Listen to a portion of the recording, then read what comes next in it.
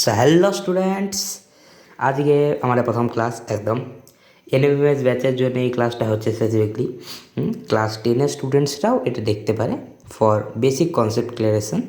কিন্তু এটাতে আমরা মেইনলি ক্লাস 10-এর চলচলিত কভার করবো না। আমরা এনএমএস লেভেলে যতটা আমাদের জানা দরকার ওইটার তার থেকে একটু এক্সটেন্সিভ জিনিসগুলো কভার করব, ঠিক আছে।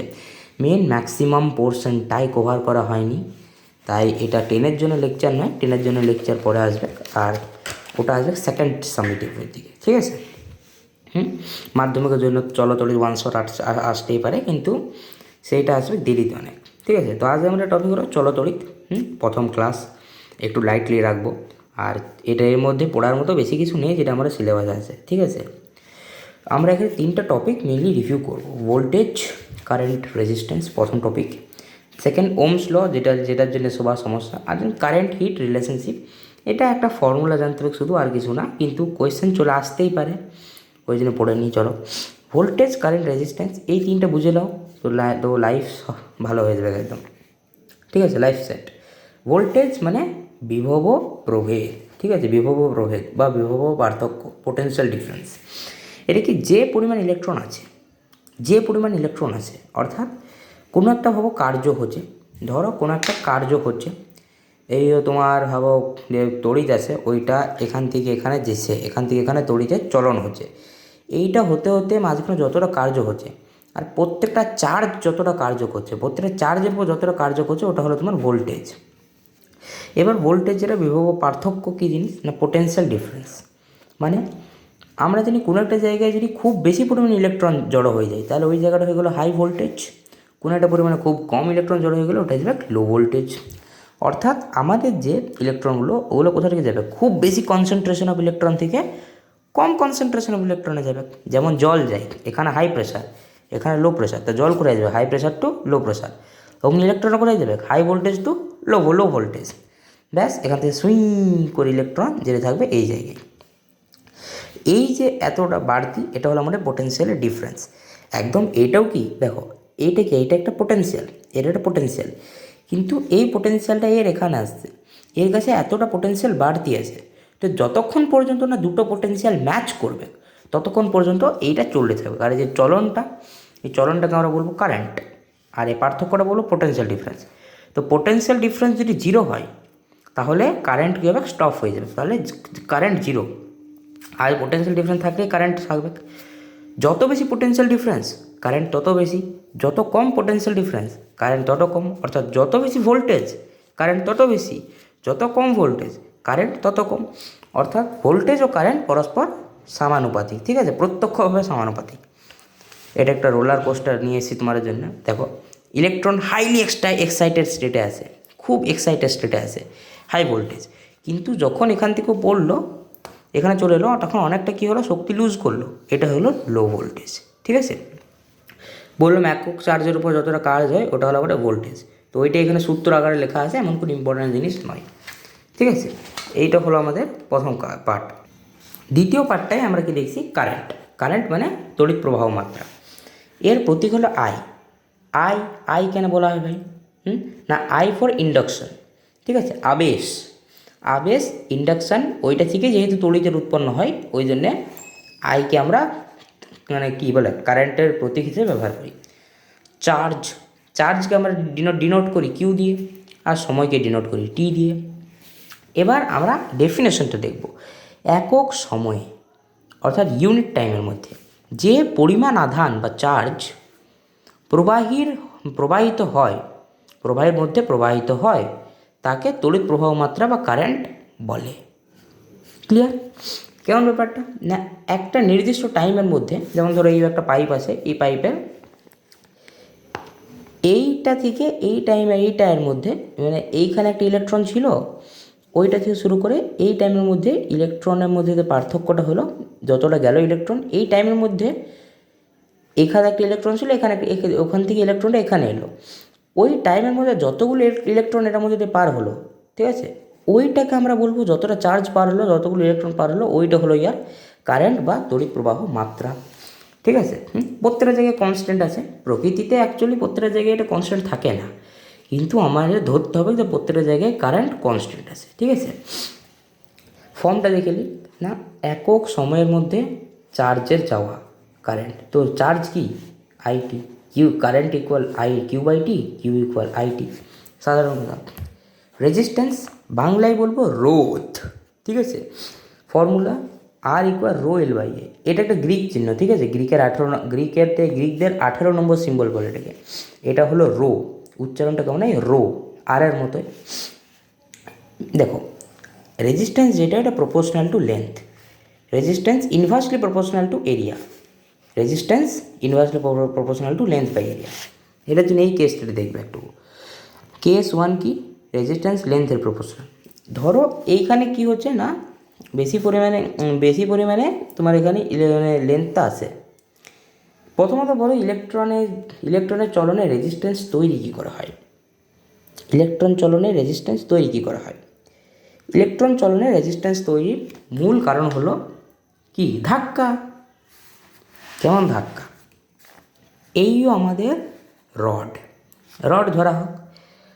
বায়ুতে তো ইলেকট্রন আর চলে না, ইলেকট্রনের চলন বায়ুতে হয় না, কিসে হয়, নিরেট পদার্থের মধ্যে, নিরেট প্রবাহীর মধ্যে ইলেকট্রনের চলন হয়। এবার এটি একটি নিরেট লোহার রড ভাবো, এর মধ্যে কোনো জায়গায় ফাঁপা নেই, পুরোপুরি ভর্তি। এবার এর মধ্যে ইলেকট্রন যখন চলবে, এর মধ্যে ছোটো ছোটো পার্টিকেল আছে, ওই পার্টিকেলগুলো ছোটো ইলেকট্রনের ধাক্কা হবে। তার ক্ষেত্রে কী হবে, কিছুটা কার্য বা এনার্জি লুজ করবে, ইলেকট্রন কিছুটা কার্য বা এনার্জি লুজ করবে। আর এই লুজ করার কারণে কী হবে, তার ভোল্টেজ ওভারঅল কমে যাবে, মানে প্রত্যেকটা চার্জের উপর ওয়ার্ক কি কমে যাবে, এনার্জি কমে যাবে, অর্থাৎ ভোল্টেজ কমে যাবে। এবার ভোল্টেজ কমে গেল, তার কারণে কী হবে, এনার্জি লস হবে। এই এনার্জি লসগুলোকে আমরা বলবো রোধ বা রেজিস্ট্যান্স, ঠিক আছে। অর্থাৎ ইলেকট্রনের ভোল্টেজ আপ বা চলন যেটা, সেটাকে রেজিস্ট করছে, রোধ করছে, সেটা হলো আমাদের রেজিস্ট্যান্স। যদি বেশি লেন্থ হয় তাহলে বেশি পার্টিকেল তো বেশি ধাক্কা হবে। মানে ভাবো এখানে একবার ধাক্কা হলো, এখানেও ধাক্কা হলো, এখানেও ধাক্কা হলো, এখানে 3বার ধাক্কা। এখানে কি হবে, একবার ধাক্কা, 2বার ধাক্কা, 3বার, 4বার, 5বার, 6বার, বারবার ধাক্কা হচ্ছে। অর্থাৎ এখানে যতবার ধাক্কা হবে তার থেকে বেশিবার এখানে ধাক্কা হবে। অর্থাৎ কি, এখানে কম রেজিস্ট্যান্স, এখানে বেশি রেজিস্ট্যান্স। তাই রেজিস্ট্যান্স আর লেন্থ পরস্পর প্রপোর্শনাল, ঠিক আছে, ডাইরেক্টলি প্রপোর্শনাল। অন্যদিকে মোর রেজিস্ট্যান্স লেস রেজিস্ট্যান্স, ধরো কারেন্ট তো সে একই আছে, তো এবার যদি বলছি আমি এইটা ছোটো মুখ, অর্থাৎ এর মধ্যে পার্টিকেলগুলো কাছাকাছি আছে, অর্থাৎ কী হবে না, যে ইলেকট্রনগুলোর মধ্যে সঙ্গে যে সংঘর্ষ হবে, ইলেকট্রনের সাথে যে সংঘর্ষ হবে, সেই সংঘর্ষটা বেশি র্যাপিডলি হবে একটা পয়েন্টে। ধরো একটা পয়েন্ট আছে, এই একটা পয়েন্ট আছে, এই পয়েন্টের মধ্যে একই পার্টিকেলের সাথে বেশি ইলেকট্রন ফিরে আসে, তার মানে ধাক্কি বেশি হবে।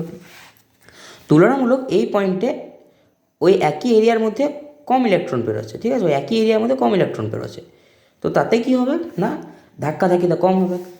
এখানে একই জায়গায় অনেকগুলো ইলেকট্রন বেরোচ্ছে, 15-16টা ইলেকট্রন যদি বেরোচ্ছে একই জায়গায়, তো কী হবে, ধাক্কাটা বেশি হবে। এখানে 15-16টা ইলেকট্রনই একই বেশি জায়গায় বেরোচ্ছে, তাহলে ধাক্কা কম হবে।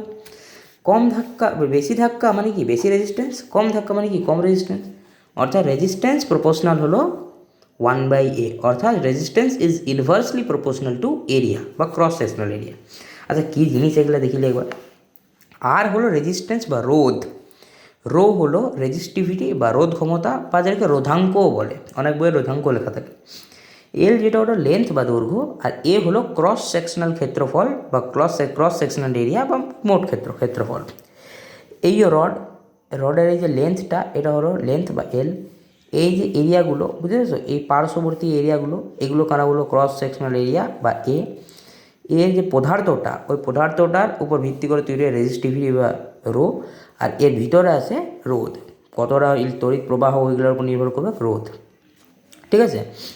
অর্থাৎ আমরা একটা জিনিস তো বুঝতেই পারছি এখানে, যে এই যে অংশগুলো আছে, এই অংশগুলোতে যে যতটা পদার্থ হবে ওইটার উপর নির্ভর করবে রোধাঙ্কটা। কেন না, কোন পদার্থের পার্টিকেলগুলো কার কাছে কতটা পরিমাণে আছে, বা কোন পদার্থের মধ্যে বেশি পার্টিকেল থেকে, সেটা নির্ভর করবে। আচ্ছা রোধাঙ্ক কী করে বের করে, এটা তোমার সিলেবাসের মধ্যে নেই আপাতত, কিন্তু তবু বলে দিচ্ছি। আমরা বার করি যে মোল, যেটা একক অণুর মধ্যে মোলের পরিমাণ বা তার মধ্যে মোলের যে তোমার কী বলবো ডেনসিটি, সেইটা দিয়ে বের করা হয় রোধাঙ্কের পরিমাণগুলো, ঠিক আছে। এবার আমরা বুঝতে পারছি R proportional to L by A, এখানে আমরা বললাম R proportional to L, R proportional to 1/a, R proportional to L by A, দুটো থেকে পাওয়া গেল। এবার যখন আমরা প্রপোর্শনালিটিকে ইকুয়েশন আনি তখন একটা কনস্ট্যান্ট অ্যাড করতে হয়, এটা হয় কেন হয় ওটা তোমরা আশা করি জানো। ঠিক আছে, এখানে রো হলো একটা কনস্ট্যান্ট, ঠিক আছে, একটা কনস্ট্যান্ট যেটা প্রত্যেকটা পদার্থের ক্ষেত্রে চেঞ্জ হয়, মানে লোহার ক্ষেত্রে আলাদা হবে, কপারের ক্ষেত্রে আলাদা হবে। যেমন তোমরা কি বলে তোমার যে একটা আছে কুলম্বের সূত্র, এইটা পড়েছো, ওইটাতে কে একটা কনস্ট্যান্ট আছে, ওইটাতে কে বলে একটা কনস্ট্যান্ট আছে, ওই কনস্ট্যান্টটা তোমার যেটা আছে কে কনস্ট্যান্ট, সেই কনস্ট্যান্টটা প্রত্যেকটা জায়গায় চেঞ্জ হয়, কিন্তু জি কনস্ট্যান্ট ইউনিভার্সাল কনস্ট্যান্ট, অর্থাৎ ওটা প্রত্যেকটা জায়গায় চেঞ্জ হবে না। আর যদি রো এল বাই এ হয় তাহলে রো কী হবে, আর এ বাই এল। ঠিক আছে, এবার ইউনিট বাইর করলে রো এর কত, আর এর ইউনিট কত, রেজিস্ট্যান্সের ইউনিট কত, রেজিস্টিভিটি ওম। এই চিহ্নটার নাম হলো ওমেগা, এইটাও গ্রিক চিহ্ন, 15 নম্বর চিহ্ন গ্রিকের, কিন্তু এইটাকে আমরা উচ্চারণ করি ওমেগা বা ওম। ঠিক আছে, বিজ্ঞানী ওম যেহেতু রেজিস্ট্যান্সের ব্যাপারটা এনেছিলেন তাই ওনার নামেই এটাকে ওম বলা হয় এককটাকে। এরিয়া কি মিটার স্কোয়ার আর লেন্থ কি মিটার, তো ohm metre square by metre equal ohm metre, এইটা হলো আমাদের একক। ঠিক আছে, ইউনিট ডাইমেনশন সম্বন্ধে তোমাদের জানার দরকার নেই, এই ব্যাপারগুলো আমরা দেখলাম এখন। চলো নিউমেরিক্যাল সলভ করি, তুমি প্রথমে করবে। একটি তারের দৈর্ঘ্য 3 মিটার ও ক্ষেত্রফল 25 সেন্টিমিটার, রোধ ক্ষমতা হলো কি 2 ওম, রোধ কত? ঠিক আছে, আমরা দেখছি এটা কী করে সলভ করা যাবে। 1 2 3 স্টার্ট। আর কি, আর হলো তোমার rho L by a. Rho কত হয়, রো হলো আমাদের 2, রো হলো আমাদের 2, এল কত, এল আমরা দেওয়া আছে 3 মিটার, 3 ডিভাইড বাই এ কত, এ সেন্টিমিটারে দেওয়া আছে দেখো, তো এটা কী করবো 0.25 সেন্টিমিটার মানে মিটার, 0.25 মিটার। ঠিক আছে, করবো এবার আমরা এটাকে সলভ করে ট্রাই করবো। 2 ইন্টু 3 ডিভাইড বাই 1/4, এটাকে সলভ করবো। 2 ইন্টু 3 ইন্টু 4 বলো, 6 দুগুণে না 3 দুগুণে 6, 6 4 24, 24 ওম। তো রোধ কত হবে এখানে, রোধ কত, answer 24 ohms, answer is 24 ohms. এর আরেকটা লজিক্যাল কোয়েশ্চেন, কোনো তারের রোধ কত গুণ বাড়বে যদি দৈর্ঘ্য 3 গুণ হয় ও ক্রস সেকশনাল ক্ষেত্রফল অর্ধেক হয়, কত হবে না, বলছি ধরো তোমার আগের যে ক্ষেত্রফলটা ছিল, আগের ওটা ছিল আর, ওটা ছিল রো এল বাই এ। এবার যে নতুন ক্ষেত্রফলটা ওইটা হলো এ ড্যাশ, কত না 3a, না নতুন ক্ষেত্রফলটা ওইটা a/2 অর্ধেক বললো না, আর নতুন লেন্থটা যেটা ওইটা হলো 3l। এবার বলবো একই কিনা, আর ড্যাশ কী হবে, আর ড্যাশ হয়ে যাবে rho L dash by A dash, তো rho 3l by a/2 is equal rho 3l divided by a into 2 is equal সোয়া শেষে 6 rho L divided by A, আর 6 রো ডিভাইডেড বাই এ ওটা হয়ে গেলো 6r, অর্থাৎ কত হবে 6 গুণ, আগে আর ছিল তো এবার 6 গুণ হয়ে যাবে। ঠিক আছে, এবার আমরা দেখবো ওমস ল। ওমস ল এটা কী জিনিস, মেন পার্ট ওমস ল কী না, ভোল্টেজ আর কারেন্ট পরস্পর প্রপোর্শনাল, এইটাই ওমস ল এর মেন জিনিস, ভোল্টেজ আর কারেন্ট পরস্পর প্রপোর্শনাল, অর্থাৎ ভোল্টেজ বাড়লে কারেন্ট বাড়বে, কারেন্ট বাড়লে ভোল্টেজ বাড়বে, কারেন্ট কমলে ভোল্টেজ কমলে, ভোল্টেজ কমলে কারেন্ট কমবে, অর্থাৎ ভি প্রপোর্শনাল টু আই। ঠিক আছে, এবার আমরা সে একই কনস্ট্যান্ট আনবো এখানে, তো কনস্ট্যান্ট আনলাম বাবাজি, ভি ইকুয়াল আই আর, এখানে আর কি একটা কনস্ট্যান্ট, ইয়েস প্রত্যেকটা পদার্থের ক্ষেত্রে একটা নির্দিষ্ট জিনিসের মধ্যে আর কনস্ট্যান্ট হয়, আমরা এতক্ষণ পড়লাম যে আর ভ্যারিয়েবল হয়ে যায়, কিন্তু ওটা ডিপেন্ড করে পদার্থটার উপর, একটা পদার্থের জন্য একটা নির্দিষ্ট পদার্থ নিয়ে নিলাম তার জন্য আর তো কনস্ট্যান্টই হতে ভাই। তো রেজিস্ট্যান্স এখানে যখন নিলাম ভি ইকুয়াল আই আর, এটা ওমের সূত্র, রেজিস্টার নেওয়ার ফলে এখানে মোর ভোল্টেজ, এখানে লেস ভোল্টেজ, অর্থাৎ যখন তড়িৎ এর মধ্যে যাবে কী করবো, এনার্জি হারাবে, অর্থাৎ প্রত্যেকটা চার্জের উপর কী হবে, ওয়ার্ক কম হবে, শক্তি কম লাগবে, অর্থাৎ মোর ভোল্টেজ রেজিস্ট্যান্স পেরোনোর পর লেস ভোল্টেজ হয়ে যাবে। এটা এমনি করে বুঝো। এই জায়গাটা যেটা আছে এইখানে তোমার রেজিস্টার লাগানো আছে, এইখানে কী ছিল, মোর এনার্জি মোর ইলেকট্রন টু মোর ভোল্টেজ। এখানে ধাক্কাধাক্কির পর কী হলো না, কমে গেল, তার এখানে less energy, less electron, less voltage. সহজ কথা। এবার আমরা দেখব কারেন্টের ইফেক্ট যেটা, ওইটা হিটের উপর কেমনভাবে হয়। কারেন্ট অ্যান্ড হিট রিলেশনশিপ খুব ইজি জিনিস। H equal IR square, H equal I square RT, ঠিক আছে, I স্কোয়ার RT। এটি SI এ কাজ করে শুধু। CGS এর ক্ষেত্রে আমরা কী ব্যবহার করব, CGS এর ক্ষেত্রে কী ব্যবহার করব, H equal I square RT divided by 4.2, যেহেতু আমরা কিছু ব্যবহার করব CGS ক্যালোরিতে। এবার আমরা দেখব যে স্পেশাল রিলেশনশিপ কী কী, এটা একটু ভালো করে বুঝতে হবে।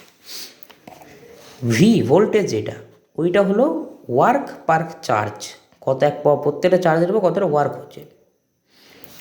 কারেন্ট তড়িৎ প্রবাহ মাত্রা, ওটা হলো চার্জ কতটা টাইমের উপর হচ্ছে। কারেন্ট পার চার্জ মানে যে চার্জ পার টাইম, ঠিক আছে। রেজিস্ট্যান্স ওইটা হলো রোধাঙ্ক into L divided by A. V equal IR আর H equal I square RT। এই জিনিসগুলো সম্পর্কে আমরা জানলাম। এবার এগুলোতে দেখো, এইটা থেকে আমি আনতে পারি W ইকুয়াল QT মানে QV, আর এখানে Q ইকুয়াল IT। এবার আমি বলছি Q ইকুয়াল ITটা এখানে পুট করে দাও, তাহলে কী হবে, W ইকুয়াল ITV বা VIT। এইবার V এর ভ্যালুটা কি IR, তো আমরা V এর জায়গায় IR পুট করলে W equal IR into IT, যেটা আসবে W equal I square RT। আরে এইটাই তো হিটের ফর্মুলাটা। তাহলে মানে কি, যতটা ওয়ার্ক কোনো একটা প্রবাহের মধ্যে প্রবাহের ফলে হলো, অতটাই হিট বেরোবে। অর্থাৎ কোনো জিনিস হিট বাদে অন্য কোনো এনার্জিটা লুজ হবে না, অর্থাৎ হিটেই শেষ পর্যন্ত এনার্জিটা যাবে। কোনো তড়িৎ এনার্জি হিটেই শেষ পর্যন্ত শেষ হবে। ওই জন্য হিট আর ওয়ার্কের ফর্মুলাটা একই, ওই জন্য ওয়ার্ক আর হিট একই, তাই heat equal I square RT। এবার তোমরা চাইলে নিজের মতো ফর্মুলা তৈরি করতে পারো, ধরো V ইকুয়াল IR, আর মানে কি রোয়েল বাই এ, তো এখানে পুট করে দিলে I রোয়েল বাই এ। তো আজকের লেকচার এখানেই শেষ। কিছু নেই এই জিনিসগুলোর মধ্যে, কিচ্ছুই নেই, সত্যি করে বলছি। হোমওয়ার্ক তোমার দুটো রইল, ডেরাইভ অল পসিবল ফর্মুলা। এই 5টা ফর্মুলা দিয়ে যতগুলো ফর্মুলা তৈরি করা সম্ভব তোমার মনে হয় যেগুলো কাজে লাগতে পারে, সেগুলো তোমরা নিজেরা ডেরাইভ করে আনো, ঠিক আছে। আর আমাকে পার্সোনালি সেন্ড করবে। আর solve practice sheet on the WhatsApp group, ঠিক আছে। আমাদের যে NMMS-এর জন্য হোয়াটসঅ্যাপ গ্রুপটি আছে, যেখানে প্রিপারেশন করানো হচ্ছে, সেই গ্রুপটিতে তোমরা একটা প্র্যাকটিস সিট আপলোড হবে, সেই সিটটি তোমরা সলভ করবে, ঠিক আছে। ভিডিওটি আজকে এসেছে, এটা সম্ভবত প্র্যাকটিস সিটটা কালকে বিকেলের মধ্যে চলে আসবে, সেইখানে গিয়ে তোমরা সলভ করবে, ঠিক আছে। ভিডিওটি রাতের মধ্যে চলে আসবে, তো অনুগ্রহ করে তোমরা রাতের মধ্যেই এই ভিডিওটি সম্পূর্ণভাবে দেখে নাও, তাহলে কালকে তুমি আর মানে কী বলবো, গ্রুপটা থেকে বাইরে থাকবে না। আজকের মধ্যে গ্রুপ জয়েন করলে কালকের মধ্যে সিটটা পেয়ে যাবে। তো থ্যাঙ্কস ফর ওয়াচিং, চ্যানেলটা সাবস্ক্রাইব করে দিও, আর কমেন্টে বলো কেমন লেগেছে ভিডিওটি, একটা লাইক করে দেবে আর হাইপ করে দেবে একটু ভিডিওটা। আজকের জন্য এতটুকুই, আবার আসবো অন্য কোনো একটা লেকচার নিয়ে। Bye bye.